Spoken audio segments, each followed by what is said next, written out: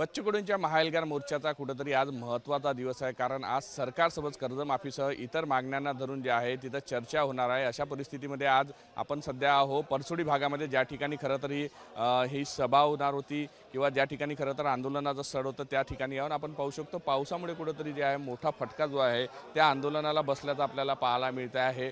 अशा परिस्थितीमध्ये सुद्धा जे आहे दिव्यांग बांधव असो की अजून कोणी असो त्यांचा उत्साह मात्र कमी झालेला नाही आहे, ते अजूनही या ठिकाणी आपल्याला पाहायला मिळते आहे।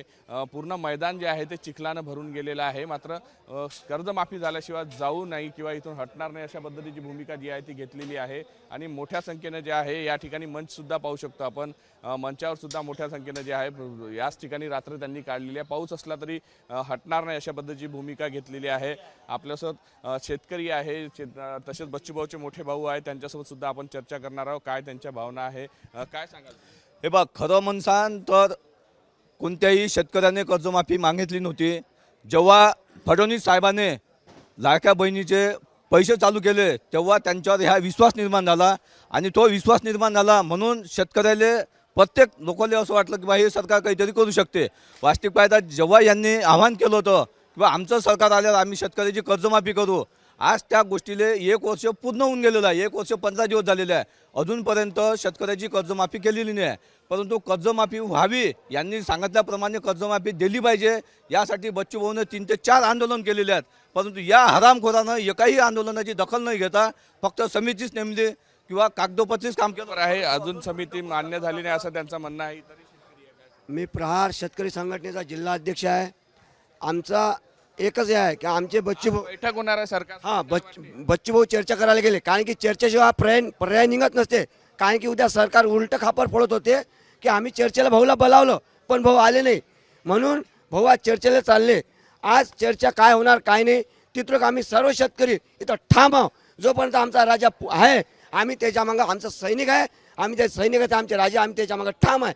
आणि कर्जमाफीचा त्यातून भाऊ मुद्दा करून येणार म्हणजे येणार, हे आमची ठाम विश्वास आहे बच्चू भाऊ की कर्जमाफीसाठी सरकारसोबत जेव्हा प्रयत्न करतील, चर्चा केली तेव्हा तोडगा निघेल। तुम्ही मोठे बंधू आहात बच्चू भाऊचे, काय वाटतं या सगळ्या आंदोलनात एवढं मोठं आंदोलन उभारलं, अनेक शेतकरी नेते एकत्र आले, हे आम्हाला या आंदोलनातून हेच वाटते का भाऊनी शेतकऱ्यासाठी आंदोलन उभारलं, पण यातून भाऊनी पर्याय कर्जमुक्तीचा काढूनच आणला पाहिजे, त्याच्याशिवाय वापस यावं नाही।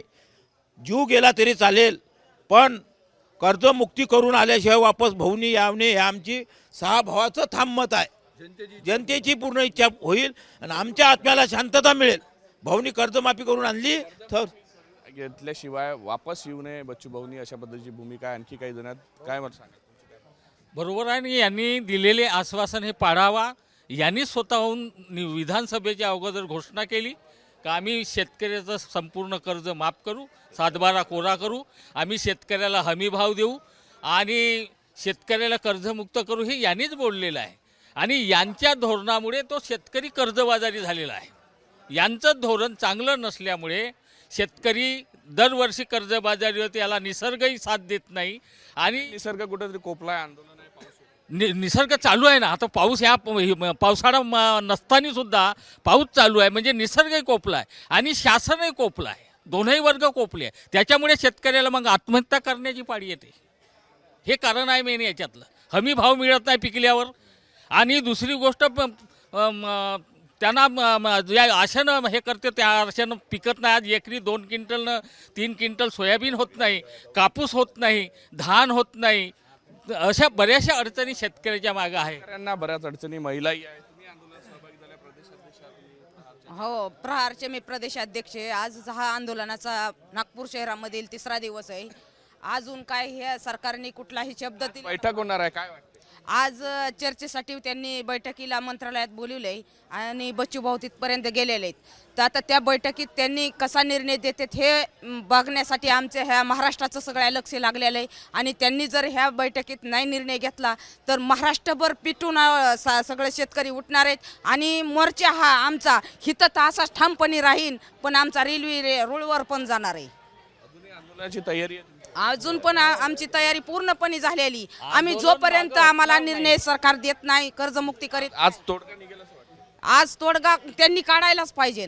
शेतकऱ्याला अशी गळफास घेऊन मरायची व्यवस्था आली. हे कुठंतरी आज जे आहे मुख्यमंत्र्यांशी चर्चा होणार आहे आणि या सगळ्यामध्ये तोडगा निघालाच पाहिजे अशा पद्धतीची भावना आहे. नाही तर यापेक्षाही तीव्र आंदोलन करण्याची जी आहे तो उत्साह अजूनही कुठेतरी शेतकऱ्यामध्ये कमी झालेला नाही. काल पावसामुळे जरी काही परिणाम झाला असला तरी अजूनही आम्ही आंदोलन करण्यासाठी ठाम अशी भूमिका घेतली जाते. मात्र बच्चूभाऊंनी मुंबईत बैठकीत जात असताना शेतकऱ्यांची कर्जमाफी घेऊनच येईल असा विश्वासही जो आहे तो शेतकऱ्यांमध्ये आपल्याला पाहायला मिळतो आहे. व्हिडिओ जर्नलिस्ट सौरभ बोलेसह पराग डोबळे, साम टीव्ही न्यूज, परसोडी, नागपूर. देश विदेशातील प्रत्येक घडामोडींचे लाईव्ह अपडेट मिळवण्यासाठी आता साम टीव्हीच्या सर्व सोशल मीडिया प्लॅटफॉर्मला लाईक, फॉलो आणि सबस्क्राईब करा. तसंच सर्व नोटिफिकेशनसाठी बेल आयकॉन प्रेस करायला विसरू नका.